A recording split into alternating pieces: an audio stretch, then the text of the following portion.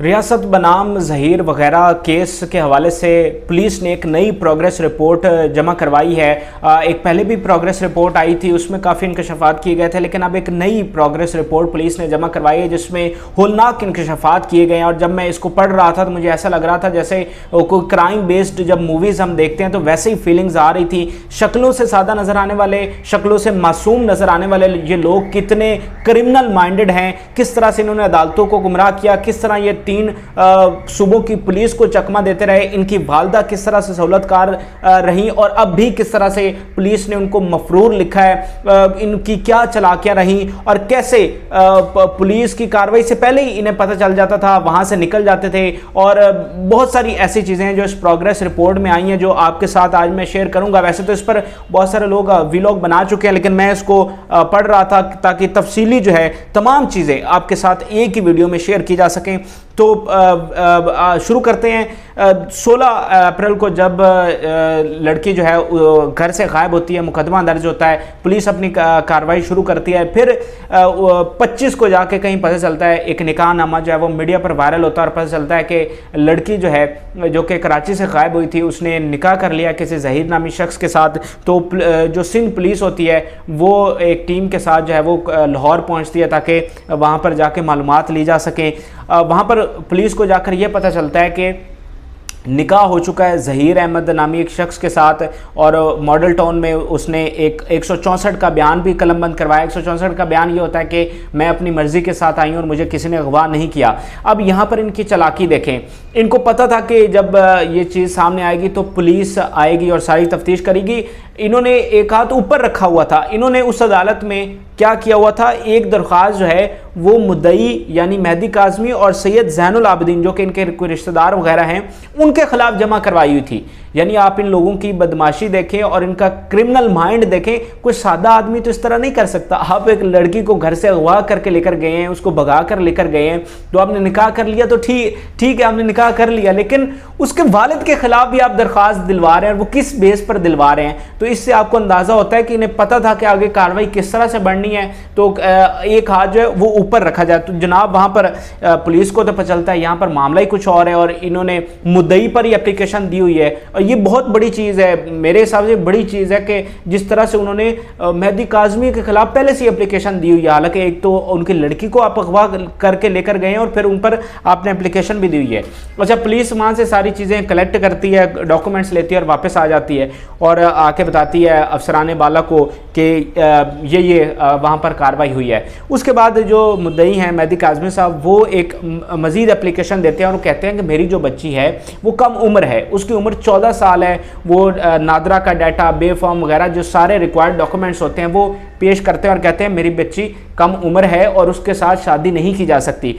इस एप्लीकेशन के बाद पुलिस जो है वो एक नई कार्रवाई का आगाज़ करती है और दोबारा से पुलिस, सिंध पुलिस की टीम जो है वो इंस्पेक्टर सईद अहमद की सरबराही में रवाना की जाती है लाहौर जाकर मज़ीद कार्रवाई जो है वहाँ पर शुरू होती है। और जो निकाहनामा सामने आया होता है उस पर जो एड्रेस होते हैं वहाँ पर पुलिस जाकर जो है वो छापे मारती है।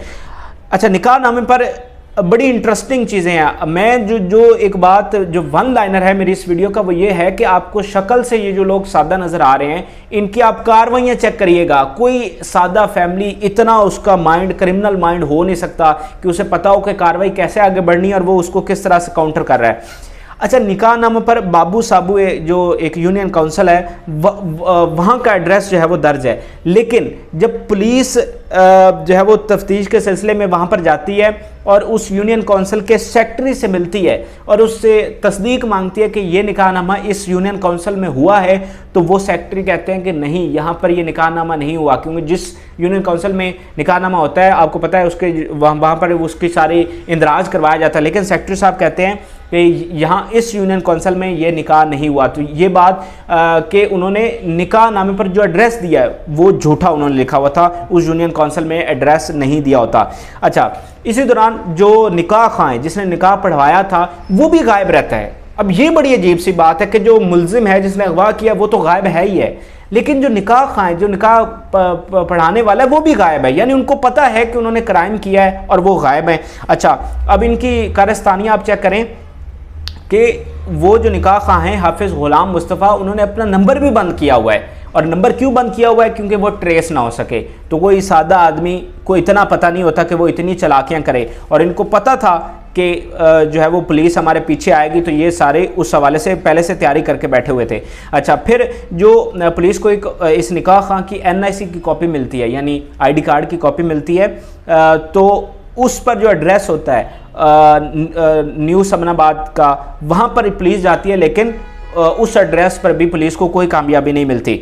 इसके बाद ये जो सारी कार्रवाई चल रही है, ये मई का महीना है जिसमें ये पुलिस है सबको तलाश कर रही है और उससे किसी का कोई पता नहीं। यानी पहली बार जब पुलिस, सिंध पुलिस वहाँ पर गई थी और मॉडल टाउन कोर्ट्स में पेश हुई थी, तो वहाँ पर उनका ज़हीर और जो है वो दुआ कमसन बच्ची जो दुआ उसके साथ भी आमना सामना हुआ। वहाँ पर सारी कार्रवाई और हुई कि निकाह हो गया और वो वापस आ गए। अब ये दोबारा जो नई एप्लीकेशन पर कार्रवाई हुई है, उस सिलसिले में ये मई का महीना है और पुलिस लाहौर में मौजूद है।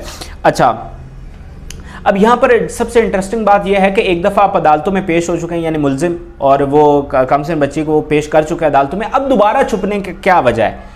अब आप दोबारा से आप सामने आ जाएं। आप एक दफ़ा पेश हुए हैं और आप इस बात को बार बार इसी बात को दोहराते हैं कि हम तो अदालतों में पेश हुए और अदालतों ने हमें छोड़ दिया। तो ये जो सब मई का पूरा महीना है, आप इसमें क्यों छुपते फिर रहे हैं?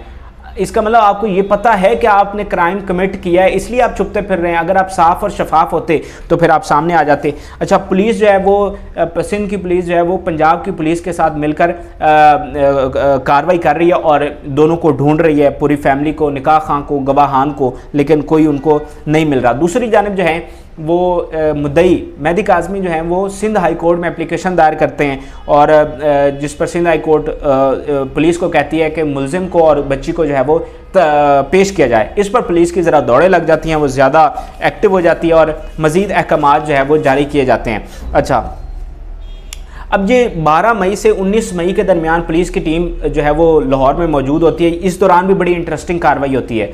पुलिस को पता चलता है कि इनका जो एड्रेस है वो शाह दिखुई, जो कि पंजाब यूनिवर्सिटी के साथ है, वहाँ पर है।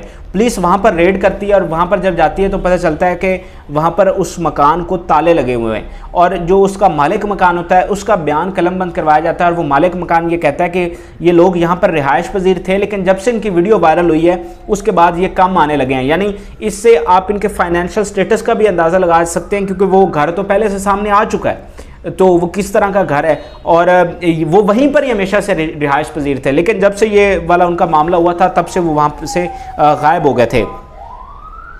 अच्छा, अब यहाँ पर एक और इंटरेस्टिंग बात यह है कि जो नूर बीबी हैं, यानी मुलजिम की वालिदा, और जो गवाह हैं और शबीर जो कि मुलजिम का भाई और ख़ुद भी एक मुलजिम है, ये तीनों जो हैं ये पंजाब यूनिवर्सिटी के मुलाजिम हैं। तो मुझे ये बात समझ नहीं आती, और निचले दर्जे के मुलाजिम है, कोई 22 ग्रेड के वहाँ पे ऑफिसर नहीं है, जो वहाँ पे वाइस चांसलर नहीं लगे हुए, ये प्रोफेसर नहीं लगे हुए। ये जो नूर बीबी हैं ये दर्जा चौथे ग्रेड के वहाँ पे मुलाजमा हैं, तो बाकी भी इसी तरह। तो मुलाजिम होते हुए भी इनका कोई डाटा नहीं है, और ये वहाँ पर छुपते फिर रहे हैं, और इनको ना सिंध की पुलिस ढूंढ पा रही है और ना पंजाब की पुलिस ढूंढ पा रही है। ये बात मेरी समझ में तो नहीं आती। आपको समझ आए तो कमेंट सेक्शन में बताइएगा। अच्छा, पुलिस अब क्या करती है, उन्हें पता चलता है कि ये वहाँ पर मुलाजिम है, तो पंजाब यूनिवर्सिटी में जाते हैं, वाइस चांसलर के पास, वहाँ पर जो सिक्योरिटी ऑफिसर हैं वो भी आते हैं। ये सिंध की पुलिस ने कहती है कि ये लोग हैं, ये हमें रिक्वायर्ड हैं इस मुकदमे में, तो आप इनको कहें कि ये बच्ची को जो है वो पेश करें। अच्छा, वाइस चांसलर कहते हैं ठीक है, लेकिन इस सब के बावजूद अब देखें ना कि वाइस चांसलर एक दर्जा चारम को भी कह रहा है, ठीक है, पुलिस ने कहा वाइस चांसलर को कि इनको कहें कि बच्ची को पेश कर दें। तब तक वो मफरूर ही थे, गायब ही थे, लेकिन चूंकि वो उनके मुलाजिम है तो उन्हें एड्रेस का, फ़ोन नंबर का सारा पता होगा, ये तो दर्ज होता है, तो इसलिए पुलिस ने कहा कि आप उन्हें हमारा पैगाम दे दें कि उनको पेश कर दें। लेकिन इसके बावजूद वो गायब ही रहते हैं और पेश नहीं करते। अब ये चेक करते जाइए इनकी कारस्तानियाँ। अच्छा, इसके बाद एक और एड्रेस सामने आता है इनका रायवंड का, और वो पुलिस वहाँ पे भी जाती है और पता चलता है कि ये लोग यहाँ पर भी नहीं रहते। और वो जो उसका मालिक मकान वो कहता है यहाँ तो नीचे डिस्पेंसरी है, ये जो एड्रेस दिया गया है ये झूठा एड्रेस है, ठीक है, यहाँ पर तो ये लोग कभी रहे ही नहीं। अच्छा, दूसरी जानिब जनाब सिंध हाई कोर्ट ने तलब किया हुआ था 19 मई को के मुद्दई ने एप्लीकेशन दी हुई थी, तो पुलिस बड़ी कोशिश कर रही थी, ढूंढ रही थी, लेकिन दुआर ज़हीर उनको नहीं मिल रहे थे। और सिंध और पंजाब की दोनों पुलिस जो है इनको तलाश कर रही थी, लेकिन वो नहीं मिल रहे थे। फिर 19 को ही, जिस रोज़ पेश करना था, जो हाफिज़ मुस्तफ़ा हैं जो कि निकाह खां हैं, वो गिरफ्तार हो जाते हैं, लेकिन दुआर ज़हीर का कुछ पता नहीं चलता। फिर अगली डेट सिंध हाई कोर्ट देती है 24 की, कि 24 को आप पेश करें। जो सईद अहमद हैं वो वापस आते हैं। फिर 20 को उनको दोबारा रवाना किया जाता है, और जब वो रास्ते में होते हैं तो पता चलता है कि जनाब जो वकील हैं राय खुरम, उनके एक दोस्त हैं एडवोकेट मोहम्मद वसीम, उनके यहाँ जो है वो ज़हीर और उनको रखा गया है। ये अफसरान बाला बताते हैं इंस्पेक्टर सईद अहमद को, जो कि रास्ते में होते हैं, कराची से लाहौर जा रहे होते हैं, उनको अफसरान बाला बताते हैं कि हमें जो कुछ उन्होंने नंबर्स ट्रेस किए हैं, जिससे पता चला है कि मोहम्मद वसीम नामी एक एडवोकेट हैं जो कि KP के मानसहरा के रहने वाले हैं, वहाँ पर दुआर ज़हीर है। तो सिंध पुलिस उस तरफ अपना रुख करती है, KP जाती है, और वहाँ पर जाकर जनाब उनको पता चलता है कि मोहम्मद वसीम की वो सारी प्रोफाइल निकालना शुरू करते हैं। अब ये वो लम्हा है, यानी 20 मई को ये वो लम्हा है, इससे पहले 2 सूबों की पुलिस थी, और अब तीसरे सूबे की जो पुलिस है यानी KP की पुलिस, वो भी इन्वॉल्व हो जाती है, क्योंकि अब उन्हें पता चलता है कि ना वो सिंध में है ना पंजाब में है, बल्कि वो KP में छुपे हुए हैं। तो अब तीसरे सूबे की पुलिस को यहाँ पर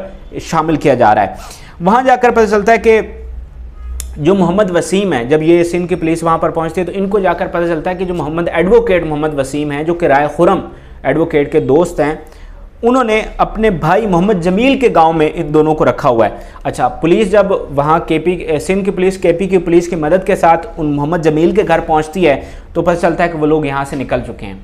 अब ये बड़ी इंटरेस्टिंग बात है। इंटरेस्टिंग बात किस तरह से है कि ये जो सारी कार्रवाई हो रही है ये तो खुफिया तौर पर हो रही है, ये मीडिया पे तो नहीं है कि पुलिस अब जो है वो सिंध से KP रवाना हो गई है, तो मीडिया पर तो नहीं है, ये तो खुफिया हो रही है। तो फिर इन लोगों को कैसे पता चला और ये वहाँ से बर वक्त कैसे निकल गए, तो ये एक बड़ा सवालिया निशान है।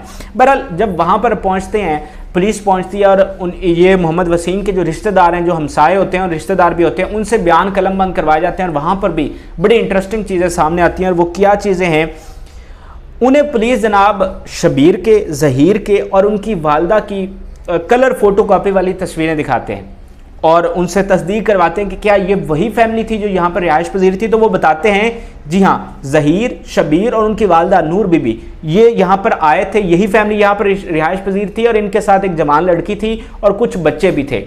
यानी मुल्जिम की पूरी फैमिली जो है वो मुल्जिम है, और वो इनके साथ साथ ट्रैवल कर रहे थे। यानी हम तो ये सुन रहे थे ना कि ज़हीर और दुआ जो हैं वही मुख्तलिफ इलाकों में छुपते फिर रहे हैं, और लेकिन अब पुलिस ये बता रही है कि ये 2 नहीं थे बल्कि इनकी पूरी फैमिली, यानी शबीर भी साथ था और इनकी वालदा जो अब बड़ी मासूम बनकर मीडिया पर आकर जो है वो यतीम बच्चों का कार्ड खेल रही हैं, वो इस पूरे वक्त में साथ साथ थी। इधर उनके वालिदैन पर क्या गुजर रही है, उन्हें तिगनी का नाच नचाया जा रहा है, वो ना जीते हैं ना मरते हैं, लेकिन ये अपने बच्चों को लेकर पूरा पाकिस्तान जनाब छुपती फिर रही थी। अच्छा, इसी दौरान जो वहाँ के DPO हैं मनसहरा, वो ऑर्डर करते हैं और जो एडवोकेट वसीम है उनको तहवील में लिया जाता है, क्योंकि वो सहूलतकार हैं। तो उनसे फिर वहाँ के दूसरे जो वकील हैं वो वहाँ पर आते हैं और सुलह सफाई होती है, और बात यहाँ पर ख़त्म होती है कि ये 2-3 रोज़ में जो है मगविया को और ज़हीर को जो है वो पेश कर देंगे, आपके हवाले कर देंगे, और इस बिना पर एडवोकेट मोहम्मद वसीम को छोड़ दिया जाता है। लेकिन जो वादा किया जाता है 2-3 दिन का, उसमें एडवोकेट मोहम्मद वसीम पेश नहीं करते, हवाले नहीं करते। जब पुलिस उनसे रब्ता करती है तो वो टाल मटोल करते हैं। और यहाँ पर भी बड़ी इंटरेस्टिंग बात है कि फिर मोहम्मद वसीम को दोबारा क्यों नहीं गिरफ्तार किया गया। यानी पुलिस की इस ढील की मुझे समझ नहीं आती कि एक बंदे को आप इस तरह किस तरह छोड़ सकते हैं। आपको पता भी है कि सहूलतकार है, उसने छुपाया हुआ है। और आगे देखिए, पुलिस को दोबारा इतला मिलती है कि इसी मोहम्मद वसीम ने मगविया को और ज़हीर अहमद को मुजफ्फराबाद जो कि आज़ाद कश्मीर का इलाका है, वहाँ पर किसी गांव में और किसी मकान में वहाँ पर रखा गया है। पुलिस वहाँ पर भी रेड करती है, लेकिन ये लोग वहाँ से भी बर वक्त निकल जाते हैं। तो दिलचस्प बात यह है कि मोहम्मद वसीम मुसलसल उनकी सहूलतकारी कर रहा है, लेकिन उसको गिरफ्तार नहीं किया जाता। अच्छा, फिर इसके बाद जनाब दूसरी तरफ आपको पता है 24 को पेशी थी, तब भी दुआर ज़हीर को पेश नहीं किया जाता। फिर 30 को पेशी अगली होती है, तब भी पेश नहीं किया जाता। तो पुलिस इस पर जो अदालत है सिंध हाई कोर्ट, वो काफ़ी बरहमी का इजहार करती है। इसी दौरान जो है वो अफसरान बाला जो हैं वो इंस्पेक्टर सईद अहमद को कर देते हैं, मुअत्तल कर देते हैं और नए अफसर को तैनात किया जाता है। तफ्तीश उनके हवाले की जाती है शौकत शाहानी को। उसके बाद शौकत शाहानी हरकत में आते हैं और 3 जून को वो मुख्तलिफ सहूलतकारों को मुख्तलिफ इलाकों से गिरफ्तार करते हैं। अब ये भी बड़ी इंटरेस्टिंग बात है, कुछ को वो लाहौर से गिरफ्तार करते हैं और कुछ को रहीम यार खान से। यानी इनका आप नेटवर्क चेक करिए कि कुछ को रहीम यार से गिरफ्तार किया जा रहा है, कुछ को लाहौर से, और इनके सहूलतकार जो हैं वो केपी में बैठे हुए हैं। ये कौन सी भाई सादा सी फैमिली है, गरीब सी फैमिली है, यतीम बच्चों वाली फैमिली है जिनके इतने ज़्यादा सहूलतकार हैं। और ये मुद्दई ने नहीं कहा, ये जिब्रान नासिर ने नहीं कहा, ये पुलिस खुद अपनी रिपोर्ट में लिख रही है कि इनके इतने सहूलतकार थे जो तीनों सूबों में फैले हुए थे। अच्छा, इसके बाद जनाब 5 जून को फाइनली दुआर ज़हीर को चिश्तियाँ से बाजियाब करवाया जाता है और 6 को सिंध हाई कोर्ट में जनाब उनको पेश किया जाता है। सिंध हाई कोर्ट में आपको वो याद होगा कार्रवाई, जब अदालत उनसे पूछती है, उसका बयान कलमबंद करवाती है दुआ का, और दुआ कहती है कि मैं बालिग हूँ, आकिल हूँ, मैंने अपनी मर्ज़ी से निकाह किया है, मुझे किसी ने अगवा नहीं किया। और इस पर अदालत जो है वो उनको छोड़ देती है और कहती है आप ज़हीर के साथ जा सकती हैं। इसके बाद जनाब अब उस पर भी बड़ा जश्न मनाया गया कि ये केस ख़त्म हो गया और अदालत ने जाने का हुक्म दे दिया है, लेकिन मेहदी काज़मी साहब फिर भी पीछे नहीं हटते। उसके बाद वो सुप्रीम कोर्ट से रुजू करते हैं। सुप्रीम कोर्ट के हुक्म पर एक मेडिकल बोर्ड बनाया जाता है। मेडिकल बोर्ड में जो सूबे का तारीख का सबसे बड़ा मेडिकल बोर्ड होता है, वो उम्र का नया तयन करता है और उसकी उम्र नियर टू 15 जो है वो बताई जाती है। इसके बाद एक नई तफ्तीश शुरू होती है और ये साबित हो जाता है कि वो माइनर है, वो बच्ची है और उसके साथ शादी नहीं की जा सकती। अच्छा, लेकिन इसी दौरान दूसरी तरफ फिर उनका छुपन छुपाई का सिलसिला शुरू हो जाता है। इंटरव्यूज़ भी वो दे रहे हैं, लेकिन छुपन छुपाई का सिलसिला फिर भी उनका शुरू है। अच्छा, फिर जनाब पता चलता है कि एक एप्लीकेशन आई है दुआ की जानिब से कि उसे दारुल अमान में मुंतकिल किया जाए और उसके शौहर के साथ ताल्लुकात अच्छे नहीं हैं।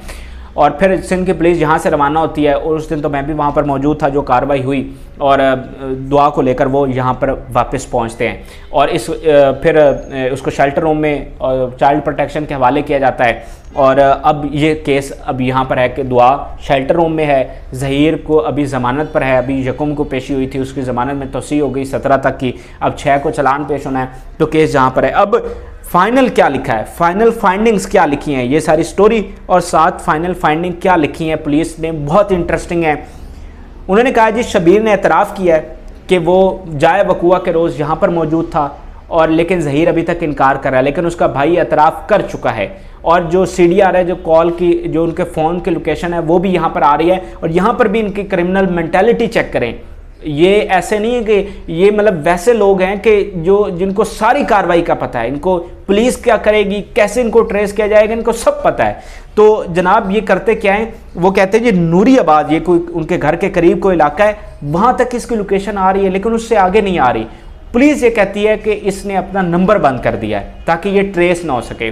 मुझे बताइए 21 साल एक नौजवान जो एक आम सा कारोबार करता है, जो उसके बकौल फ़ोन्स का, और एक आम सी फैमिली है, छोटी मोटी मुलाजमत करती है, वो इतनी चालाक हो सकती है और उसे इतना पता हो सकता है। बहरहाल ये अपना नंबर बंद कर देता है ताकि इसको मज़ीद आगे ट्रेस ना किया जा सके।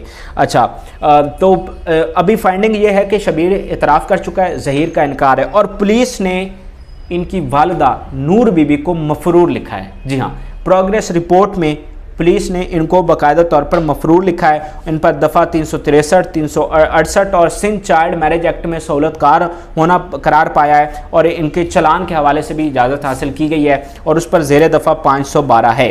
तो ये इस वक्त की पुलिस की फाइंडिंग है। हमें क्या क्या कहानियाँ सुनाई गई, क्या झूठ बोले गए, और अभी तक तो उनकी वालदा ये कह रही हैं, अभी तक तो वो ये कह रही हैं कि ये खुद आई थी बच्ची, हम इसको नहीं लेकर आए। और इसके मीडिया पर आने का मकसद इस प्रोग्रेस रिपोर्ट के बाद बिल्कुल वाज़ेह है, क्योंकि इनको पता था कि अब इनके गिर शिकंजा जो है वो तंग हो रहा है, इनका अब पुलिस इनकी पहुंचने वाली है इन तक, और इनकी दुम पर पाँव आया है, इसलिए ये हमदर्दियाँ समेटने के लिए जो है वो मीडिया पर आई। हालांकि ये खुद सहूलतकार है और अभी ये मीडिया पर आके कह रही है कि हमें माफ़ कर दो। यार कोई हद होती है, खुदा का खौफ करो। तुम 3 माह से उसके वालिदैन के साथ क्या जुल्म और ज़्यादती कर रहे हो, उनके वालिदैन पर क्या गुजर रही होगी, ना वो जीते हैं ना मरते हैं, और तुम इनको लेकर पूरा पाकिस्तान घूमती रही। पूरे पाकिस्तान में छुपती रही और तुम्हारे पूरे 3 सूबों में सहूलतकार बैठे हुए हैं, और आज तुम आकर कह रही हो कि हमें माफ़ कर दो, हमसे गलती हो गई, कुछ खुदा का खौफ किया जाए। तो ये इस वक्त इनकी प्रोग्रेस रिपोर्ट आई है जिसमें इनको मुकम्मल तौर पर बेनकाब किया गया और यहाँ पर जश्न भी मनाया जा रहा है। और कह रहे हैं जी वो जो 34 मुल्ज़मान नामजद किए गए थे उनमें से 28 निकाल दिए हैं। तो भाई इस पर जश्न मनाने वाली क्या बात है? वो जो 28 थे वो पुलिस ने ही नामजद किए थे। पहले पुलिस कह रही थी कि ये काला है, अब वो खुद कह रही है काला नहीं ये सफ़ेद है।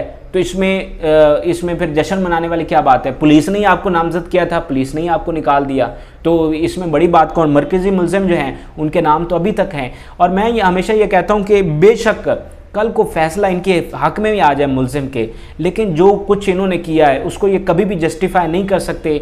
इसकी कोई जो है वो जस्टिफिकेशन नहीं हो सकती। जो जुल्म और ज़्यादती इन्होंने किया, जो कल्चर ये परवान चढ़ा रहे हैं, इनके तर्जुमान जो बैठे हुए हैं रोज़ाना बैठते हैं और इस फहाशी को, बेहयाई को परवान चढ़ा रहे हैं और लड़कियों के घरों से निकलने को डिफेंड कर रहे हैं, उन पर मैं 4 हरफ ही भेजता हूँ। और ये बड़ी अफसोसनाक है जो ट्रेंड ये यहाँ पर चल निकला है। लेकिन अब यहाँ पर क्या कार्रवाइयाँ गेम पड़ रही है ये भी मैं आपको अगली वीडियो में बताऊँगा। जो यहाँ पर हक़ायक़ मुझे पता चले हैं कि किस तरह से इस मुकदमे को ख़त्म करवाने के हवाले से पुलिस का क्या किरदार है, मुद्दई को किस तरह से जो है वो जलील ख़ार किया जा रहा है, ये सारी चीज़ें मैं आपके साथ शेयर करूँगा।